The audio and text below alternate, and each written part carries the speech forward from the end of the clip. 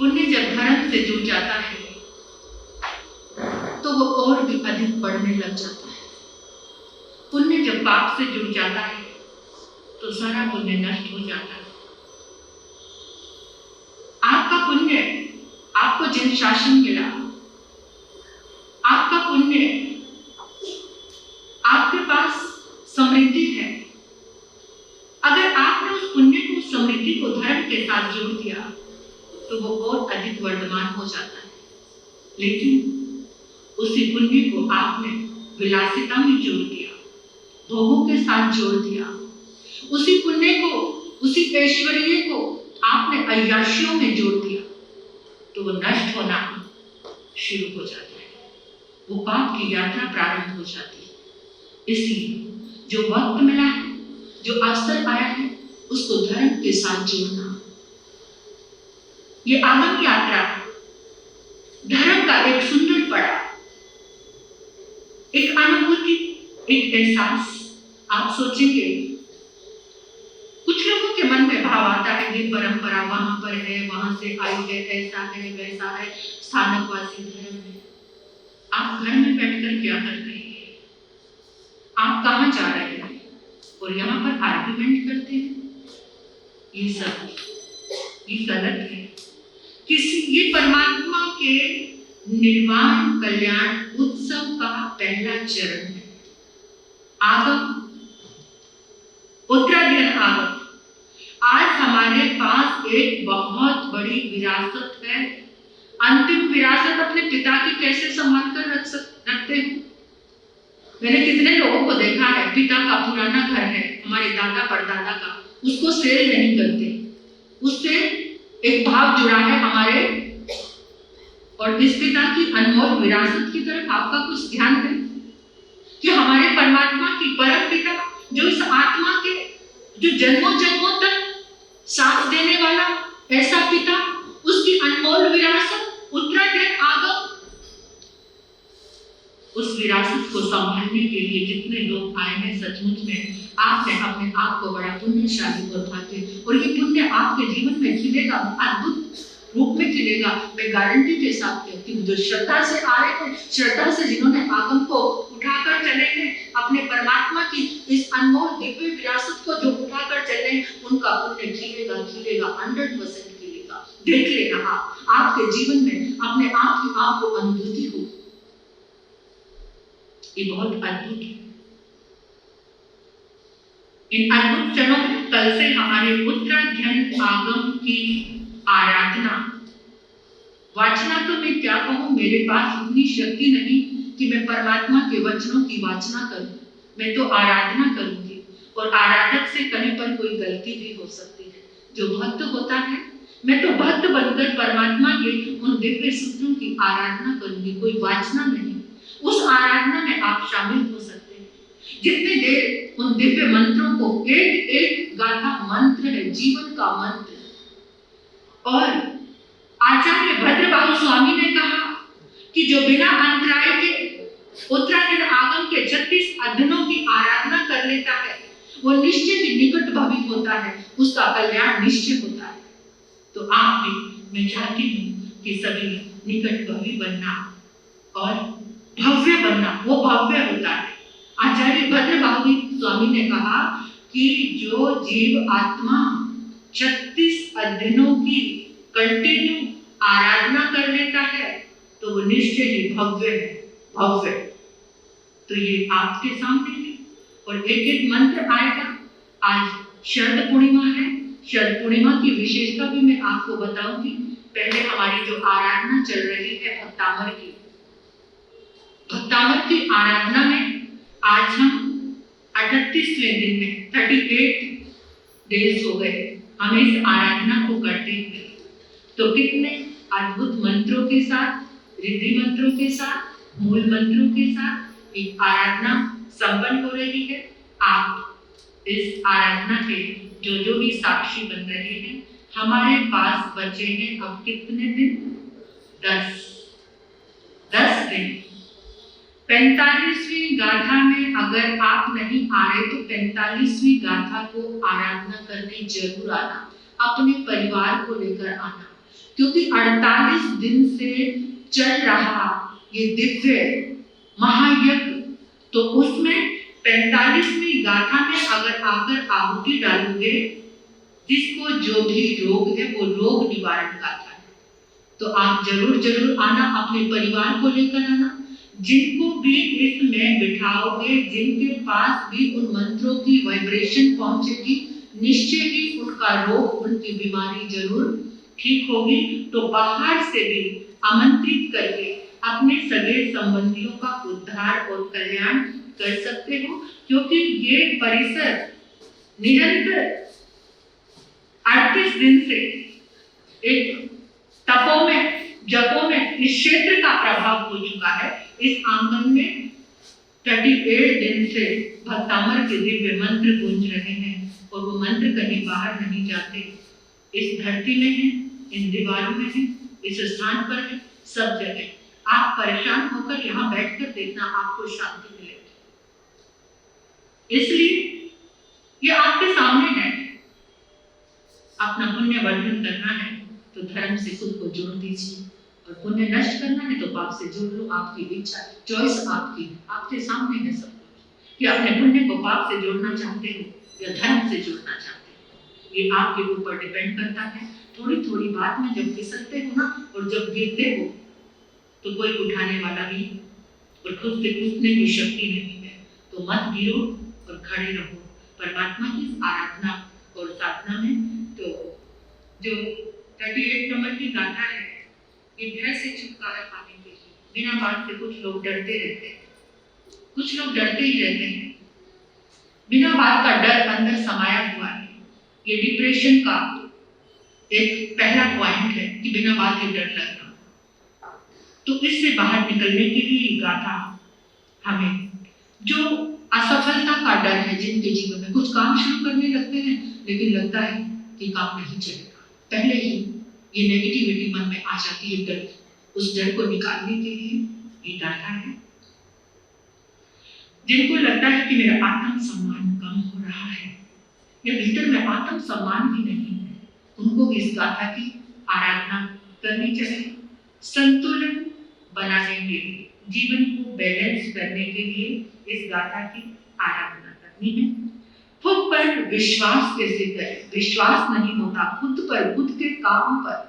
हर बात में लगता है मुझसे ये नहीं होगा। जो लोग बार बार क्या कहते हैं, मुझसे ये नहीं होगा, उनको इस गाथा की आराधना करनी चाहिए और अपने आप ये डर मिट जाएगा। देखोगे आप परमात्मा की उन दिव्य तरंगों से, इस शक्ति से अंदर का भय समाप्त हो जाएगा।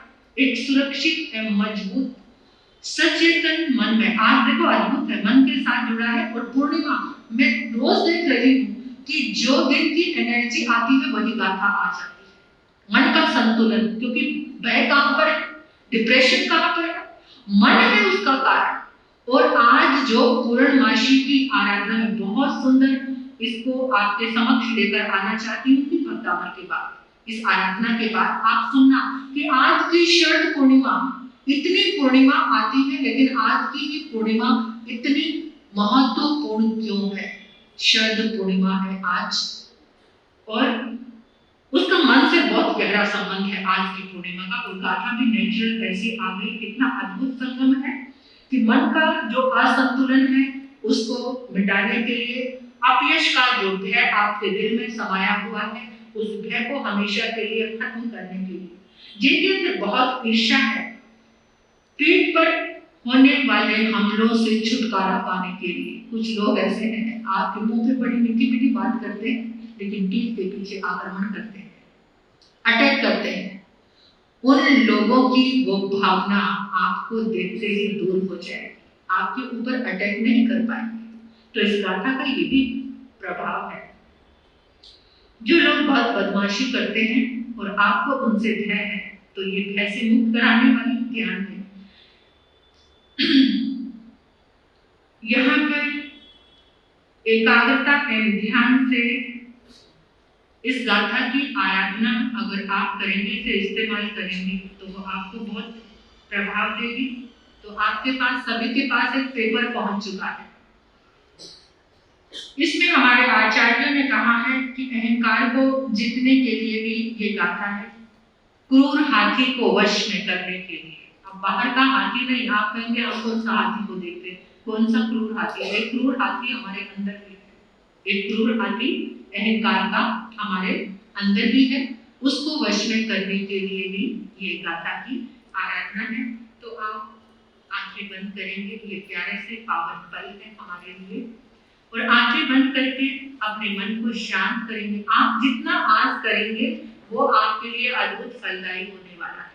इसीलिए ये आयोजन रखा है कि आप सभी एकत्रित हो और कम से कम इस शरद पूर्णिमा की एनर्जी को आप धर्म से जोड़कर अद्भुत शक्तिशाली बन जाए, ऐसे ही मन का भाव था।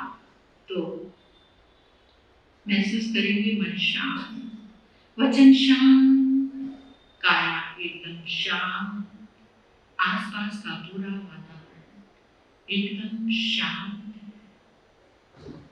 इस शांतिमय वातावरण में अपने समक्ष देखो एक स्फटिक सिंहासन है, स्फटिक रतन से बना हुआ सिंहासन। सिंहासन पर आदिनाथ भगवान विराजमान है। परमात्मा की सोने की काया है, चमकती हुई। सिंहासन से दिव्य रश्मियां निकल रही हैं, किरणें निकल रही हैं। स्फटिक सिंहासन, सिंहासन पर प्रभु आदिनाथ धर्म की आदि करने वाले, संस्कारों की, जीवन की आदि करने वाले। पद्म आसन में प्रभु है। प्रभु के पांव का अंगूठा देखो, पांव के अंगूठे पर श्रद्धा से अपना माथा टिका दो, माथा टिकाओ और देखो पांव के अंगूठे से परमात्मा की दिव्य शक्ति, ऊर्जा, तरंगे निकलकर आपके आज्ञा चक्र से, माथे से आपके पूरे शरीर में प्रवेश कर रहे हैं। ये पहुंच रहा है आपके पास, इसे महसूस कीजिए। परमात्मा के चरणों में जिन शासन देव, चक्रेश्वरी माता और गोमुख देव, उनके शासन रक्षक देव विराजमान है, उनको नमन कीजिए। अपने गुरुदेव और गुरुनी मैया का चेहरा अपनी नजरों में लेकर आए और उनको भी नमन करें।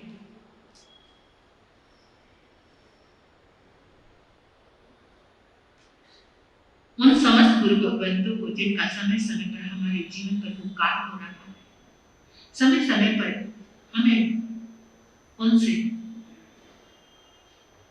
धर्म मिल रहा है। समस्त गुरु भगवंतों जिनकी वाणी का आलम्बन लेकर हम आगे बढ़ रहे हैं, उनको नमन। माता पिता को प्रणाम करो, अपने माता पिता को, उनके चरणों में भी माथा टिका दो, जो इस देह के निमित्त बने हैं, आपको संसार में लेकर आए, उनका परम उपकार है। अपने उपकारियों को कोटिश नमन करो। 3 बार अपना संकल्प लो। आज शरद पूर्णिमा है, आपका संकल्प इस दिव्य ऊर्जा से अवश्य ही पूरा होगा। संकल्प लीजिए, मन से भी, वचन से भी, काया से भी, तीनों योगों के सहयोग से। आप इस गाथा की आराधना क्यों करना चाहते हैं, आपका क्या भाव है, क्या लक्ष्य है, क्या आपको अचीव करना है, बस उसको 3 बार याद कर लीजिए।